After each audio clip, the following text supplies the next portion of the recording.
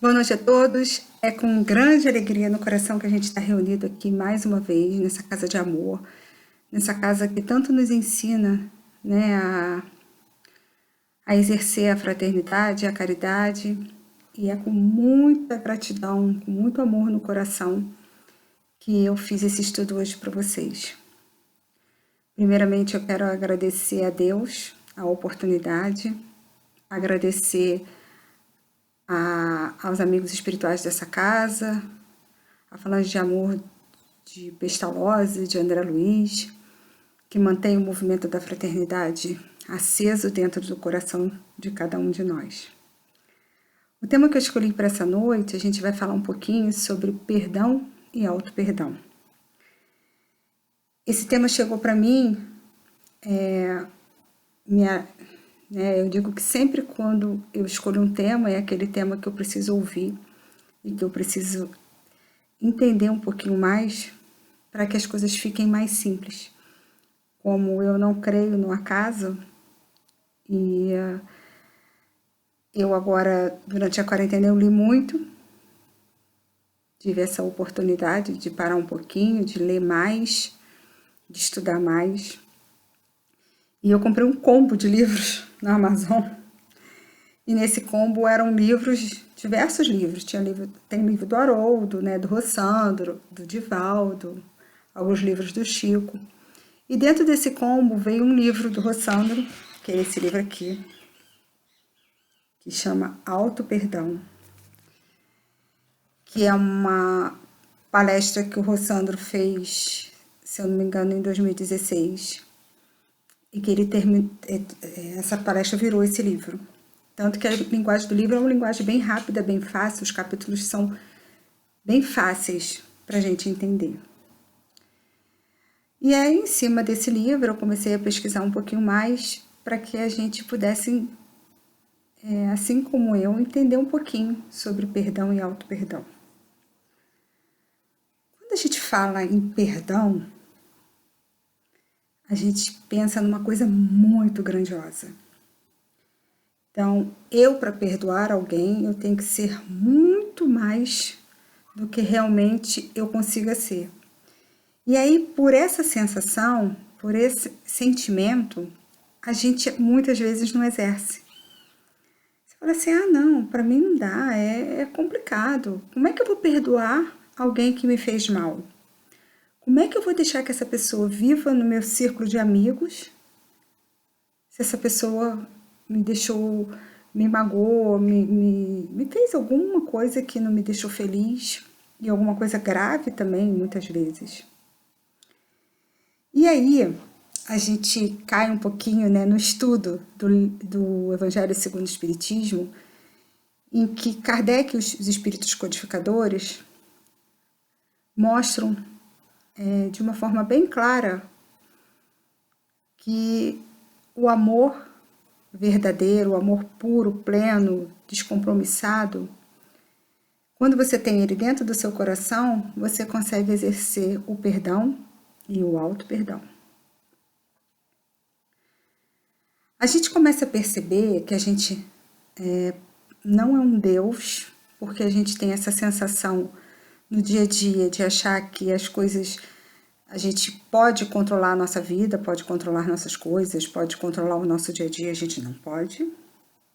A gente não tem esse poder de transformação, e ficou bem claro agora durante a pandemia que a gente não pode, a gente não tem esse controle. A gente hoje está aqui, está muito bem, está conversando, está participando desse grupo, dessa casa, e daqui a pouco a gente pode não estar. A gente pode ser acometido por uma doença, a gente pode, por algum problema, ter que mudar o rumo da nossa vida, ter que sair da cidade ou ir para outro lugar, ou alguém da nossa família ser acometido também por alguma doença, por algum problema, não vamos colocar só doença, e a gente precisa ser mais presente, né? Porque eu creio que enquanto a gente não tiver com as coisas resolvidas dentro da nossa casa, a gente não pode pensar em ajudar o outro, né? A gente tem que começar por dentro da nossa casa.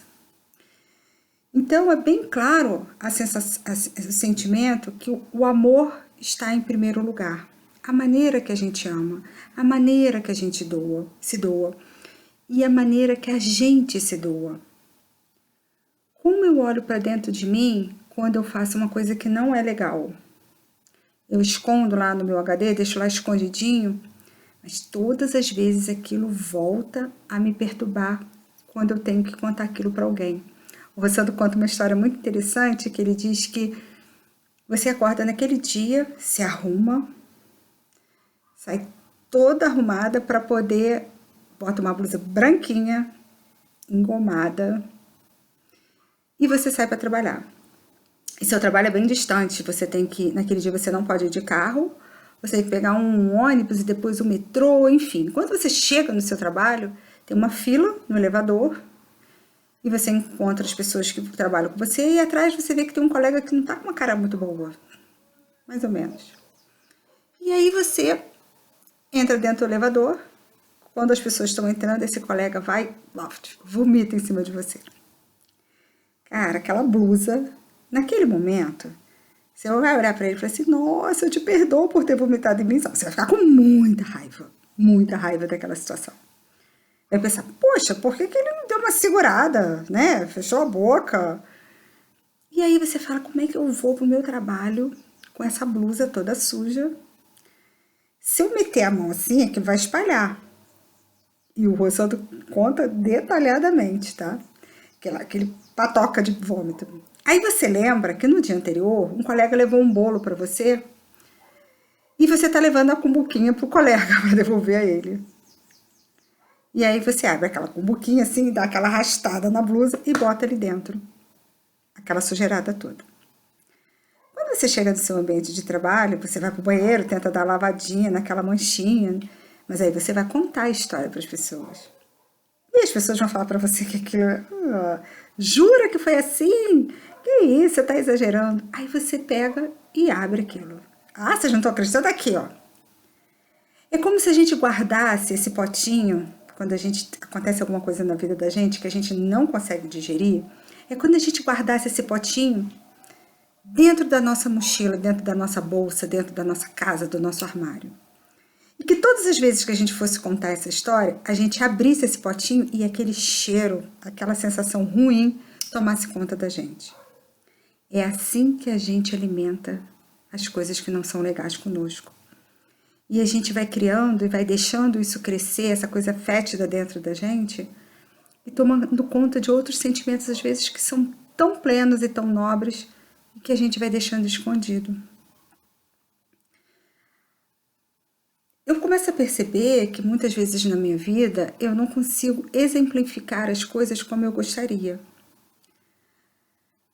E aí, a gente estudando um pouquinho mais, eu começo também a entender que é através do meu exemplo que eu posso modificar primeiramente os meus filhos, que estão bem próximos de mim e que são responsabilidade minha de transformação.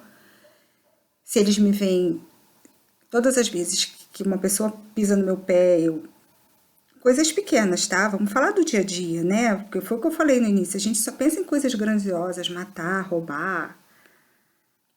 Mas vamos no dia a dia.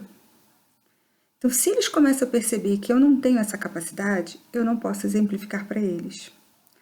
Porque a gente acha que Deus sempre perdoa a gente. Mas e a gente se auto-perdoar? Porque a gente tem aquela sensação da misericórdia de Deus. Na verdade, a misericórdia de Deus é uma jurisprudência da vida. A gente acha que Deus está sempre ali pronto para nos perdoar. Mas a gente está sendo capaz de nos auto-perdoar e perdoar o próximo com a grandiosidade que deveríamos, com a coisa latente do amor, da transformação, do bem-querer. Será que nós estamos sendo capazes disso? O rei Davi viveu 1000 anos antes da chegada do Cristo na Terra. A história dele é relatada muito na Bíblia e os arqueólogos pouco sabem sobre o rei Davi, né? São os profetas do Antigo Testamento que contam a história do rei Davi. E o rei Davi tem uma história muito interessante porque ele era um rei jovem e que ele nunca deixou de cuidar das suas ovelhas. Então ele usava o cajado e aquele alcinho assim para pegar a ovelha quando ela some, né, que o pastor usa, e ele caminhava com as ovelhas dele todos os dias. E foi dessa forma que ele mostrava para o seu povo, o povo judeu, que o Deus que ele representava era um Deus que cuidava, que acolhia.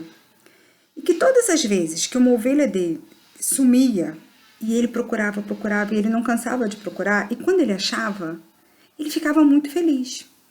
E ele exemplificava para o povo dele que era dessa forma que Deus olhava a gente.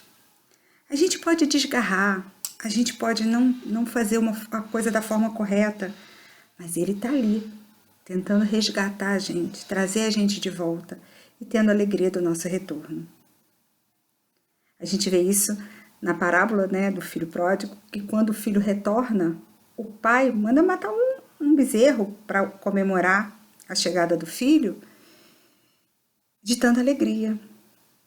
E aquele filho que cobrou a ele, que desse, né, toda a riqueza, tudo que era de direito dele, que ele ia cair pelo mundo. E aí quando ele retorna, o pai é só alegria, o irmão fica chateado do pai receber ele assim. Então, a história do rei Davi nos mostra que nós erramos muito, nos desgarramos muito, mas Deus está sempre ali para acolher. E através da simbologia da ovelha desgarrada, daquele que erra, que se solta, mas que volta. Porque o amor é intenso. E naquela época, as pessoas achavam que Deus punia. E o rei Davi veio, através do seu discurso, tentar mostrar que não era dessa forma. O rei Davi também se apaixona por uma mulher mais jovem e que era casada, e manda o marido dela para a guerra, para que ele pudesse casar com essa mulher e ele tivesse legitimidade nesse casamento.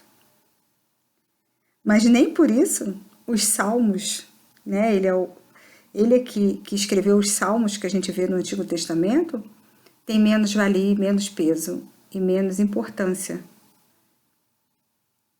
na hora que a gente lê.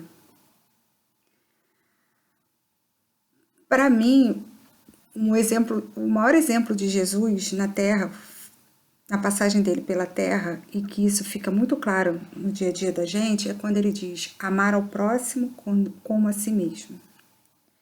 Eu acho que o grande caminho do perdão começa nesse momento. Quando você começa a perceber que tudo aquilo que não te faz bem, também não faz bem para o outro. Aquele discurso que a gente tem de, para ele é tudo tranquilo. Eu tenho um gênio complicado, mas para ele é tudo tranquilo, ou para ela é tudo tranquilo. Ela vai digerir. E muitas vezes as pessoas não percebem que a outra também está sofrendo por aquilo tudo. E que a outra também precisa, muitas vezes, não está conseguindo se auto-perdoar de certas atitudes. De certos momentos em que ela passou, em que ela não conseguiu realizar o que ela esperava. Vou pegar uma frase da Joana de Ângeles, eu fiz várias anotaçõezinhas aqui, quer dizer, que não é cola, anotações, que Joana de Ângeles dizia o seguinte: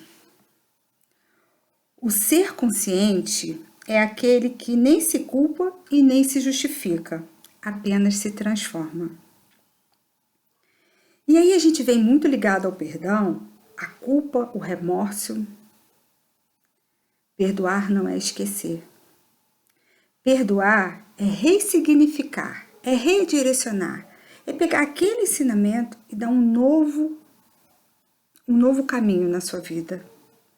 É perceber que aquilo veio para nos transformar, para nos fazer perceber, notar que somos possíveis, somos capazes de termos o equilíbrio para lidar com o que a vida nos apresenta.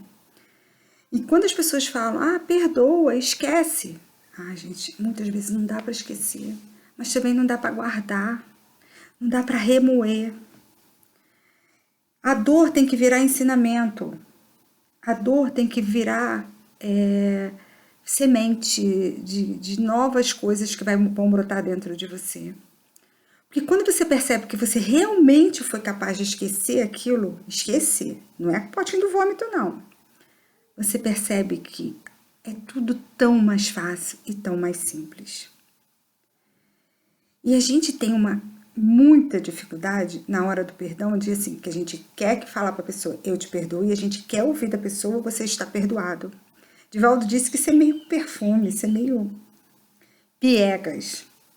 Porque o verdadeiro perdão não precisa ser expressado na palavra perdão. Ele é feito por atitudes, por mudanças, por transformações. Mas é feito verdadeiramente, porque a gente tem, na nossa linguagem do dia a dia, a gente fala, ai, me perdoa, cheguei atrasado. A gente botou o perdão de uma forma muito corriqueira. Me perdoa, ai meu Deus, não pensei que eu ia falar isso, agora falei, e agora o que vai ser, porque eu falei, Não! Se você acha que não fez alguma coisa legal com alguém, você não precisa marcar um grande encontro para transformar aquilo. Rousseau foi um filósofo, educador, que viveu no século XIX, muito importante durante a Revolução na França. E Rousseau, ele perdeu o pai, perdeu a mãe quando ele nasceu, e aos 5 anos o pai abandonou ele, para ele viver com o tio. E Rousseau foi embora. Rousseau foi viver com o tio. Quando ele já era adulto, e aquilo foi uma dor profunda para ele, quando ele já era adulto, ele casou, teve 5 filhos e abandonou esses 5 filhos com a mãe. E durante a sua trajetória, ele escreveu um livro chamado Emílio, que é um livro que é muito importante para os educadores, que fala da educação, da conduta dos educadores, e que tem um capítulo que ele fala da importância dos pais na criação dos filhos, da importância de você falar um não, da importância da sua presença, da importância de você doar seu tempo. A gente está falando do século XIX, tá? Em prol do seu filho, de transformar a vida dele, da responsabilidade do pai e da mãe em relação à criança que ele coloca. Os seus tradutores colocavam uma nota sempre falando que como que ele escreveu aquilo tudo, se na verdade ele sofreu por isso, né, porque ele perdeu o pai abandonou ele e depois ele abandonou os filhos. E ele no livro tem uma frase dele que ele diz, esse livro era a única forma que eu tinha de explicar uma coisa que eu não gostei de viver e que eu não gostaria que ninguém fizesse o que eu fiz.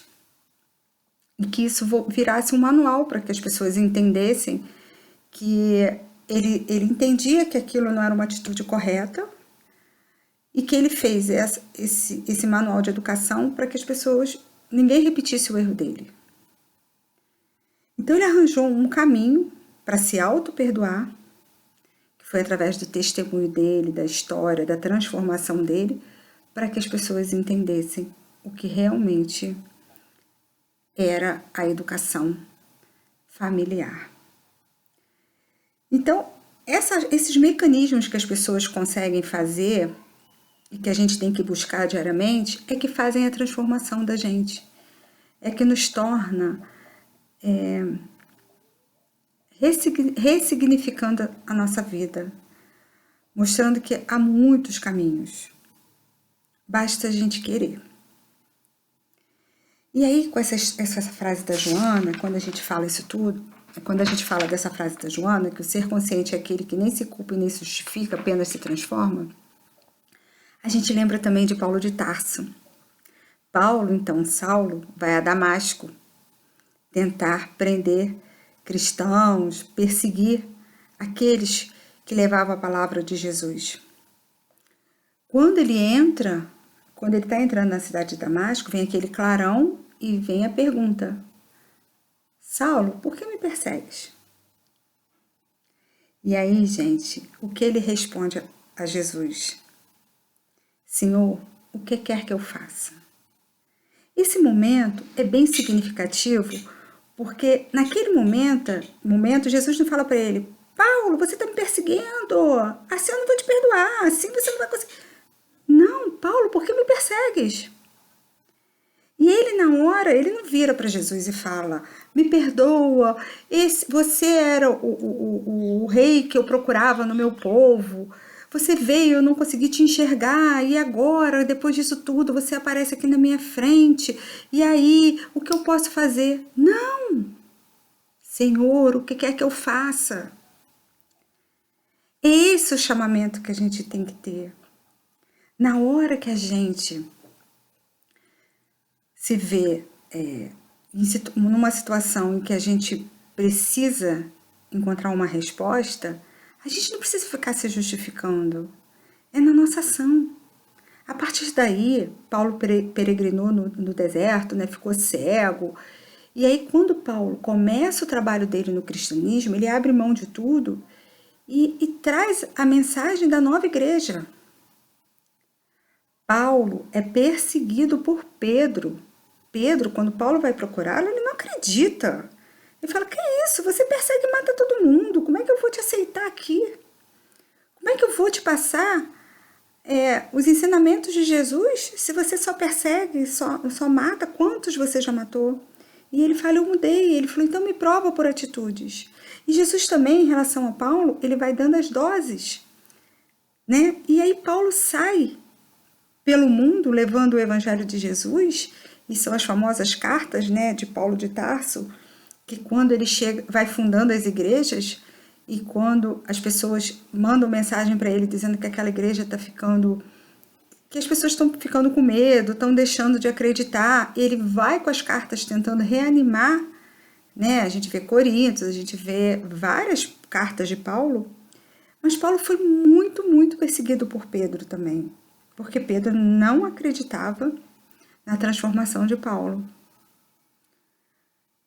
A gente está falando de pessoas, né, de espíritos que encarnaram aqui na Terra, que como nós, cheios de erros e acertos, porque Jesus quando escolheu, ele não foi escolher, vem cá você, porque você é fera, letrado, estudado, você faz isso. Não, vem aqui. Os pescadores, os cobradores de impostos, as pessoas tão imperfeitas como nós. Pessoas que aprenderam no dia a dia. Pessoas que tiveram o privilégio nessa encarnação de caminhar do lado de Jesus, na sua encarnação, mas pessoas que tinham erros e acertos e dúvidas, como Tomé, que duvidava, como Judas, que é taxado até hoje como grande traidor de Jesus, e que na verdade ele queria só que o mestre renascesse e mostrasse quem era o verdadeiro rei, que colocasse os romanos para fora e que eles pudessem tomar conta daquilo tudo, e que ele achava que com aquilo que ele criou, aquele mecanismo, o povo ia gritar por Jesus e Jesus ia sair aclamado. E quando ele vê aquilo tudo, ele se suicida. E Jesus, antes de voltar, né, ao encontro do Pai, tenta resgatar Judas. Isso é muito grandioso. E aí a gente começa a avaliar que o perdão é muito grandioso dentro dos nossos corações. Que a gente precisa realmente ter a certeza que a gente vai exercer só um pouquinho disso tudo. Nós também somos escolhidos. Muitos serão escolhidos. E nesse momento que a gente passa pela pandemia, a gente realmente precisa perceber isso. Nós que ainda não tivemos a doença, ou se já passamos pela doença sem sofrimento, nós que temos a oportunidade de estar ali dando uma palavra, um carinho, um equilíbrio para quem está passando pela doença. A quem trabalha arduamente dentro dos hospitais, arduamente. As pessoas que trabalham nos serviços essenciais. Se nós fazemos parte desse grupo e não pegamos a doença, é porque tem toda uma história, toda uma diferença. A pandemia veio para nos igualarmos, né? Para nós percebermos que somos todos iguais. E que nós precisamos transformar a nossa vida. Continuando a falar de perdão, a gente segue contando a história, que é incrível, do Nelson Mandela. Mandela ficou preso 28 anos. Ele ficou preso numa cela com 1,60 m de comprimento, ele tinha 1,80 m e pouquinho. 28 anos. E quando Mandela saiu e foi eleito presidente da África do Sul, e acabou, né, o apartheid, ele transformou a história da África do Sul na década de 90, a primeira providência que ele fez foi criar câmaras de perdão, de reconciliação. Ele dizia que não podia mais continuar as pessoas com aquela postura de ódio. E que se ele trouxesse o ódio para fora, ele ia continuar aquela história. Ele precisava que as pessoas percebessem que eles teriam que as pessoas poderiam perdoar e continuar. Que o povo da África do Sul não podia sofrer por ele ter sofrido. Que ele era ali objeto de mudança. E realmente ele consegue unificar. E no dia da posse dele, que é o mais incrível, ele tem que formar a mesa da posse na hora do jantar. Ele convida os 2 carcereiros que ficaram com ele esses 28 anos. Coloca um à direita e um à esquerda.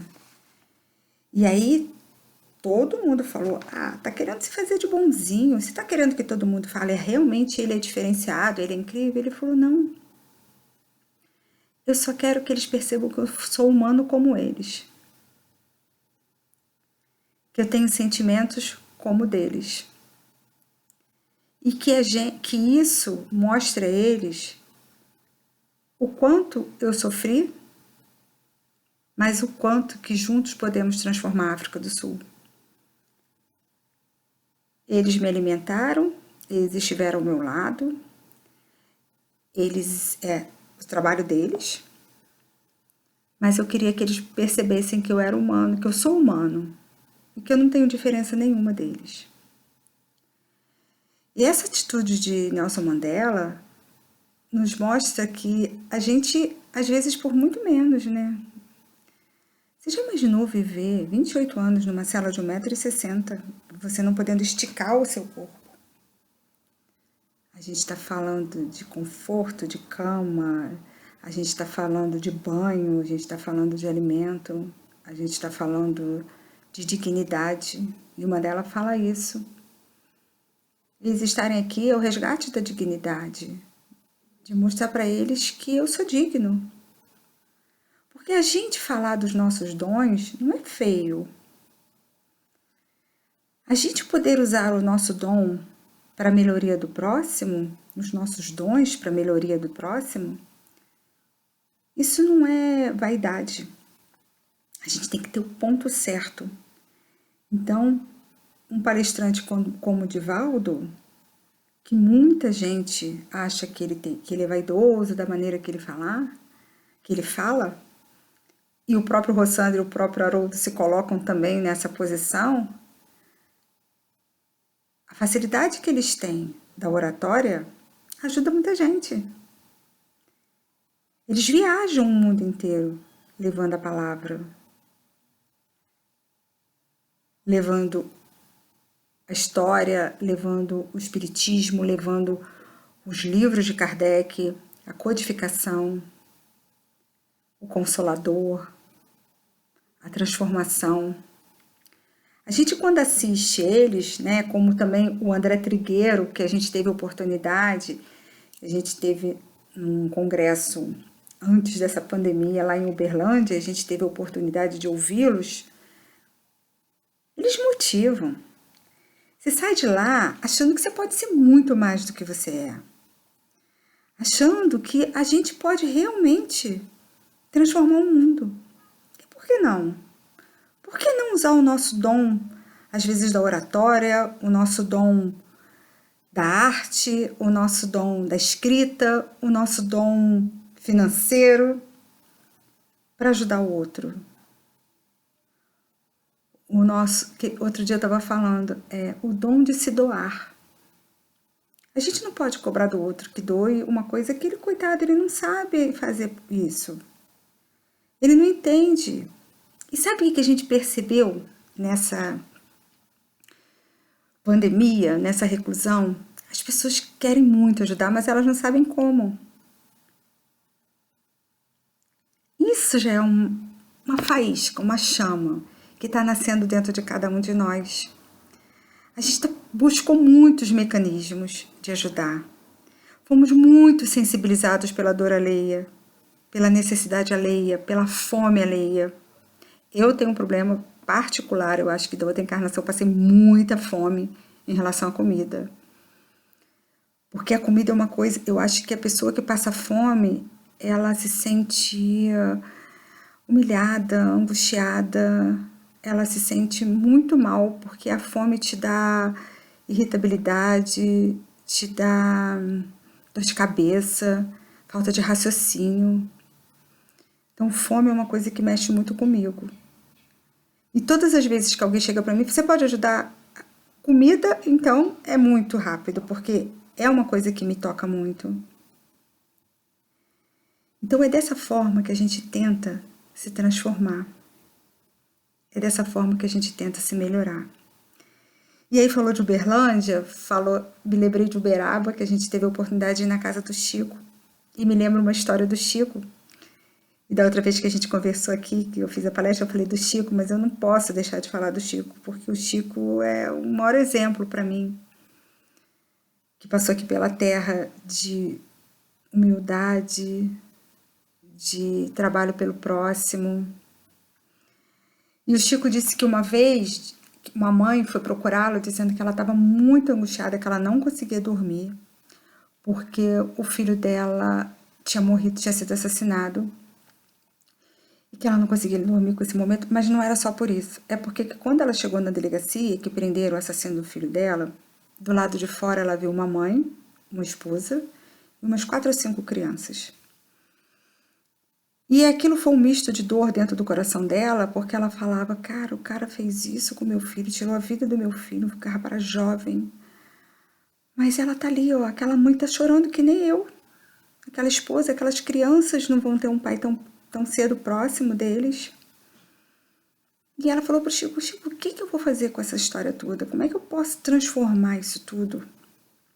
E aí o Chico fala pra ela, perdoa. Ela falou, eu não consigo. Ele falou, perdoa com atitudes. Perdoa, dando algum sustento a essa família, já que você tem condição disso. E ela disse que ela nunca conseguiu ir pessoalmente fazer essa. Ela procurou saber, conseguiu o endereço, mas que ela mandava terceiros levar cesta básica, material de escola das crianças, remédios. E que ela nunca conseguiu ir pessoalmente, mas que ela conseguiu perdoar através da ajuda. E quando ela volta para falar com o Chico, ela, Chico, ai, minha vida assim tá tão mais tranquila, porque eu consegui fazer de uma forma, o meu mecanismo, a minha maneira, a minha forma, o que você me ensinou. E eu tô tão mais tranquila. A dor da perda do meu filho nunca vai sair do meu coração. Mas aquela imagem daquela mãe, daquela esposa e daquelas crianças, pelo menos eu tranquilizei dentro de mim. E eu acho isso tão grandioso você ter a capacidade de ajudar quem não te faz bem, quem fez o mal a você. E a gente pensa numa dor mais profunda do mundo, que deve ser a dor de perder um filho assassinado. E essa mãe conseguiu superar isso tudo. E ela ainda relatou para o Chico que ela fundou uma casa de ajuda, porque esse rapaz que tinha matado o filho dela, ele estava drogado, então que ela tinha conseguido montar uma casa pequena na cidade dela, em que abrigava e tentava recuperar esses dependentes químicos. Isso é muito grandioso, né? Isso transcende tudo que a gente pensa em relação a perdoar. Então, meus amigos, é dessa forma que eu convido a cada um a olhar para dentro de si, a tentar perceber o que a gente pode fazer para se melhorar, para se equilibrar. Olhar para dentro da gente e perceber que a gente é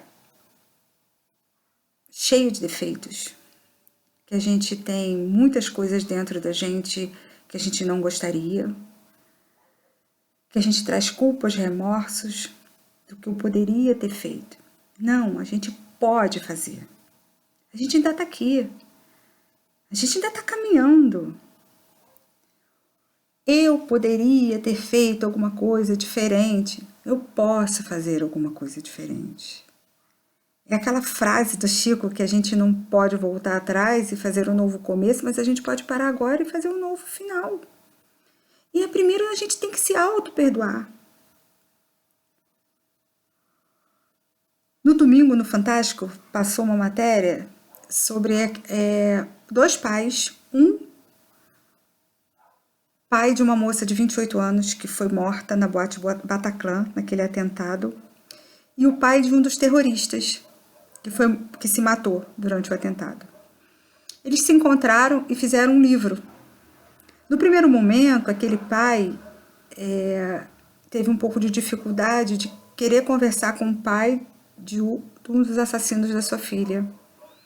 E quando ele abre para conversar com esse homem, ele vê que a dor dele é igual a dele. Ele tinha um filho, que esse filho, ele foi para a França, criou esses filhos, ele foi para o Estado Islâmico, ele viajou muito dias para tentar chegar até esse filho, na Síria. Esse filho já estava completamente transtornado, não conversava com ele, ele tentou levar o filho de volta e não conseguiu, e nunca mais ele teve notícia desse filho. E a notícia que ele teve que ele estava dentro da casa dele naquela noite e foi invadida por mais de 30 policiais, que ele não estava entendendo o que estava acontecendo, e que o filho dele era um dos terroristas do atentado da boate Bataclan em Paris. E aí eles resolveram se encontrar. Diz que esse livro ainda não tem tradução no Brasil. Eles resolveram se encontrar e contaram as suas histórias, as suas dúvidas, as suas angústias, as suas mágoas, as suas diferenças. E eles perceberam que eles tinham muitas coisas em comum. E a primeira coisa que eles descobriram era um amor grandioso pelos seus filhos. E isso diminuiu dentro deles aquele sentimento de dor. Eles se auto-perdoaram. Cada um filho que foi terrorista e a filha que naquela noite saiu para se divertir com os amigos, porque ganhou um ingresso para assistir em cima da hora o show da boate Bataclan. Então, gente, é dessa forma que a gente tem que começar. Olhar para dentro da gente. Deixar de querer grandes eventos para exercer o ato do perdão. Como mais uma vez eu repito o que diz o Divaldo, que eu não vou esquecer, a gente não precisa falar, eu te perdoo, você me perdoa. Não. Vamos ter mais atitudes, vamos agir mais, vamos transformar o nosso sentimento em vibrações de amor. É o que a gente está precisando nesse momento, a grande transformação em vibrações de amor. A grande transformação em tentar pensar que nós somos responsáveis por tudo aquilo que está dentro da gente. E o caminho que a gente direciona isso tudo. Às vezes é muito difícil. Às vezes é muito complicado. Mas só pensando que a gente tem esse Deus grandioso, que é misericordioso, e que a gente teve e tem a oportunidade de ter como o grande governador da Terra, Jesus Cristo, que veio para o nosso planeta em missão, que durante 3 anos exemplificou. Jesus nunca escreveu uma linha. Exemplificou. E a gente, 2020 anos depois, continuamos lembrando e sabendo e tentando exercer de forma ínfima os seus ensinamentos. Porque se a gente parar para pensar que amar ao próximo como a si mesmo é o maior ensinamento, que a gente só pode dar o que a gente tem, que a gente só pode transformar o que a gente está transformado, porque não adianta a gente ter um discurso lindo. Eu falo aqui dentro da minha casa para os meus filhos, vocês querem mudar o mundo? A gente primeiro tem que mudar dentro da nossa casa. A gente tem que transformar as nossas atitudes, o nosso dia a dia, o nosso relacionamento com as pessoas que estão aqui, porque a nossa família é o nosso maior desafio. Antes de pensarmos uma família universal, vamos começar a exercer dentro da nossa casa o sentimento pleno de família. E essa pandemia nos trouxe para dentro de casa de uma forma muito brusca, porque todo mundo tinha o seu dia a dia, e as pessoas voltaram a aprender a fazer a refeição junta, a assistir uma série juntas, a conversar. Ganhamos todo o tempo que queríamos e que programávamos. Porque eu vou fazer isso? Porque agora eu vou isso? Todo final do ano eu dizia assim, eu tenho uma música do Nando Reis, que ele diz que queria poder ver o sol se pôr todos os dias. E aí a gente percebeu que a gente pode, tá? A gente só precisa ressignificar a nossa vida, reestruturar a nossa vida, reprogramar a nossa vida. A gente não vai se reinventar, porque a gente é um só, único, somos todos diferentes. Temos impressões digitais diferentes, a nossa íris do olho é completamente diferente, então nós somos diferentes. Somos únicos, filho de Deus. Mas nós podemos sim nos reprogramarmos. E eu acho que esse momento nos trouxe mais reflexão, mais prece. Vivemos um planeta hoje que vibra em amor. E é esse planeta que nós queremos. Que as pessoas não percam essa mão. Que nós não esqueçamos que o bem que a gente faz a gente está refletindo no outro. Eu digo sempre que é muito chato usar aquela máscara. E a minha nora já teve Covid e ela anda de máscara. Ela fala assim, eu tenho que andar de máscara porque eu já tive Covid, mas eu tenho que respeitar o outro, porque eu vou andar na rua explicando às pessoas que eu já tive o Covid. É assim. É a gente respeitar o próximo. É saber que aquilo que naquele momento não está deixando a gente feliz, não vai deixar o outro feliz também. E é dessa forma como eu fui chamada por esse livro. Vou mostrar de novo.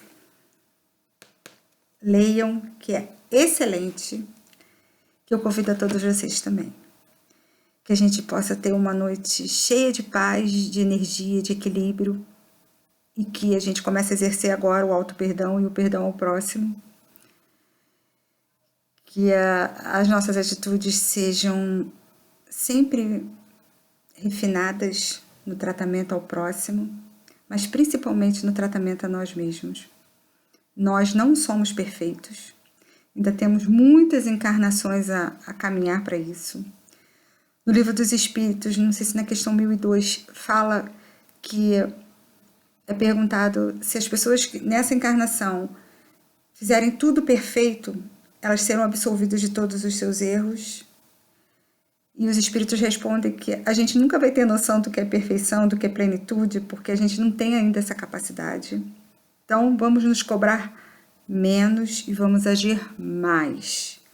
Vamos saber que podemos fazer que sejam doses pequenas, mas que possamos transformar as nossas atitudes. Foi muito, muito bom ficar com vocês. Foi muito, muito bom dividir esse momento e que a gente possa logo, logo se reencontrar na nossa casa de amor. Um beijo bem grande, fiquem com Deus e uma ótima noite.